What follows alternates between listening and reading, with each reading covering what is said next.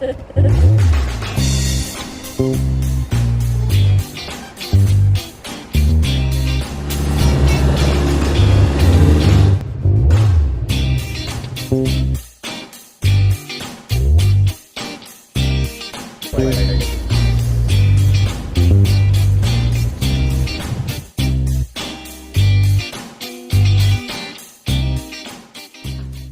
friends, hi world. I'm here again. I'm going to talk about the countries I've traveled and why, how, and what did I do there.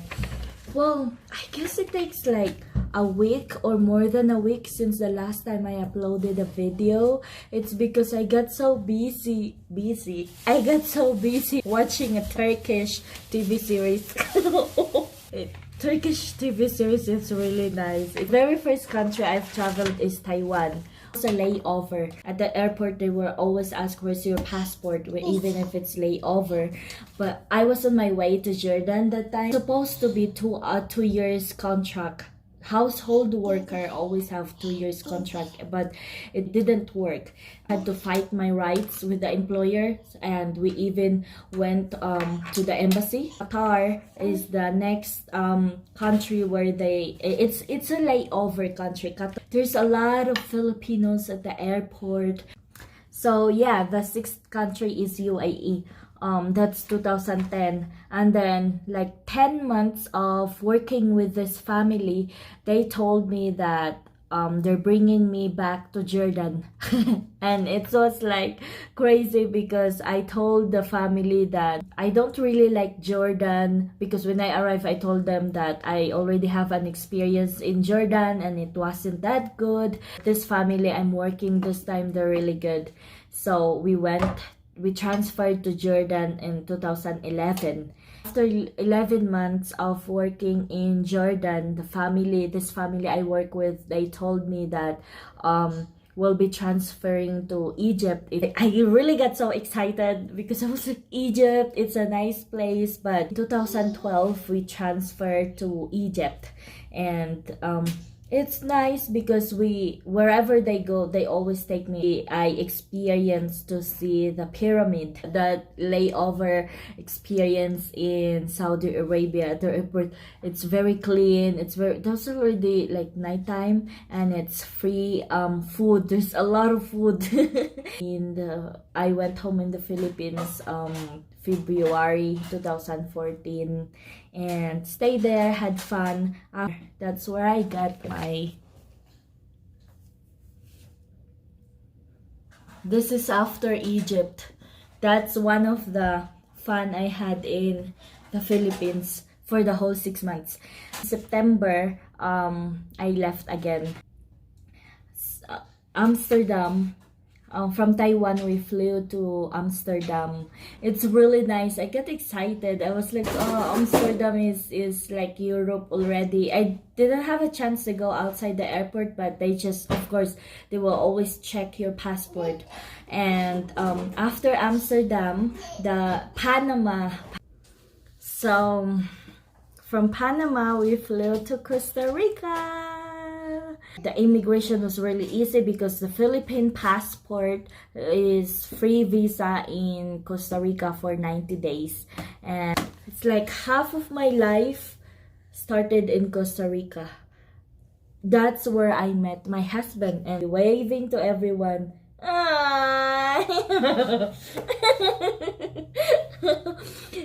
So from Costa Rica, that was 2014 to 2007. Costa Rica. Okay, from Costa Rica, I had a chance to travel to Nicaragua. That time I was already traveling with my husband. To go inside Philippine passport has to pay at least $60 to go inside their country. And the next country would be Panama. We love Panama also. That's one of our happy hangout place. We always go to Bocas del Toro. And then say hi. She loves to do that wave. You're saying hi to our friends? I already made a video of Bocas del Toro already. And then after Panama, after after Panama, traveled to Colombia. I have 2 videos already about Colombia that being uploaded, and I still need to make the 3rd story about Colombia because we've been all over. It was really easy at the immigration because Philippine passport is also free visa in Colombia. After Colombia, I could say Ecuador. Yeah, we went to Ecuador. I also already uploaded a video also about Ecuador. And so after Ecuador is Peru. That's another country we've traveled. I already uploaded a video about Peru. Very easy because Philippine passport is also free visa in Peru. And of course, our highlight in Peru was the Machu Picchu adventure. You can see this. After Peru, we flew back to Costa Rica. Well, if you fly to Costa Rica from Peru, you need to show a yellow card. That's a Costa Rican requirement. It's because of the history of yellow fever if you go to South America. The next country was Mexico. Well, it's because I have to flew back to the Philippines because our petition, the US petition here, K1 visa petition was already approved. So I need to go back to the Philippines to fix my documents because I cannot fix it in Costa Rica. I'm not a resident there. They said that you can still do it, but the risk is that it's better to do it in your country of residence. And I'm not a resident of Costa Rica, so I have to flew back to the Philippines. That was a nightmare layover in Mexico. I need to stay at the airport for 11 hours, and it's so hungry. They will not allow you to go outside, and then they're not gonna allow you to go outside the airport. Of course, there's like a little room that you have to stay there. I wasn't alone. There was other nationals also. They're staying for layover. They're going to some places, I don't know, in Europe, something like that. But if you don't have a visa, you're not allowed to go outside in that little room. What happened is that they told me they cannot find my flight from Japan to the Philippines, and I was like, so what about my flight from Mexico to Japan? It's confirmed. All my flights are confirmed. Why you have to hold me here at the airport? And they said, you need to go back to Costa Rica. We need to send you back. And I said, no, you cannot send me back because my passport and my flights are confirmed. And they said, we cannot find your flight from Japan to the Philippines. And I said, oh, that's not your problem anymore. I will handle that when I arrive in Japan. But just please send me to Japan because that's I have my confirmed flights. And they said they cannot find my name. It was so really like, I don't know, nightmare. But I wasn't sure what they're doing. They were really like, I don't know if when he said I will check again your name, they found it. I wasn't sure what they want. Oh, after Mexico would be Japan. We stayed at the airport, but people there are very accommodating, very clean, and I have to use the bathroom. There's a lot of things that you will like press, and it's in Japanese, and I was so scared to press something because it might like maybe it will flood. I will press something, a button there that will flood the whole place.